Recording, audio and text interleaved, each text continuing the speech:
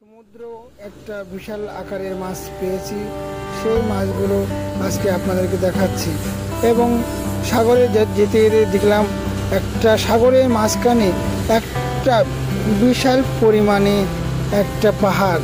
সে বিশাল বিশাল আকৃতি নিয়ে সে দাঁড়িয়ে আছে। মনে হয় একটা বিশাল আকৃতি বলে কেউ সাগরের মাঝখানে শুয়ে আছে। আসলে নয়, এটা একটা পাহাড়।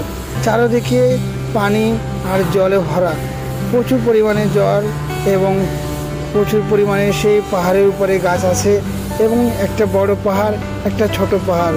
পাহাড়গুলো দিনের বেলা দেখেছি, রাতের বেলায় আমরা একটা জালের মধ্যে বিশাল আকৃতি একটা মাছ পেয়েছি।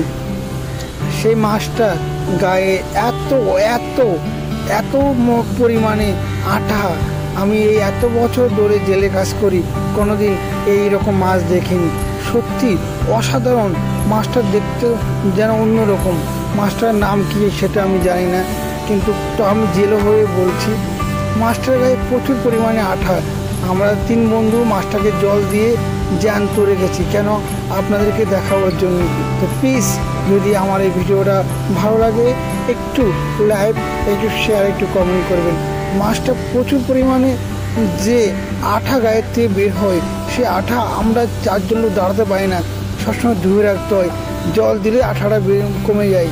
এবং মাছটার গায়ে ওদের যে দাঁতগুলো, মাছের গায়ে যে দাঁতটা আছে মুখে, সে দাঁতটা অতিরিক্ত ধারালো এবং প্রচুর ব্লেডের মতো। দেখতে অবাক লাগে সত্যি। জানি না এটা কী মাছ। আপনারা যদি জানতে থাকেন বা জানা থাকে, প্লিজ একটু আমার এই কমেন্ট বক্সে জানাবেন। এই রাত্রে মাছটা প্রায় 3 ঘন্টা জ্যান্ত ছিল। অন্যান্য মাছ কিন্তু 2 ঘন্টা বা 1 ঘন্টা বা আধা ঘন্টাতে মাছ মারা যায়।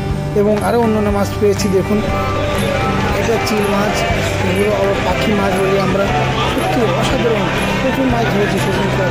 এই মাছগুলো সেদিনকে আমরা প্রচুর পরিমাণে দাম পেয়েছি।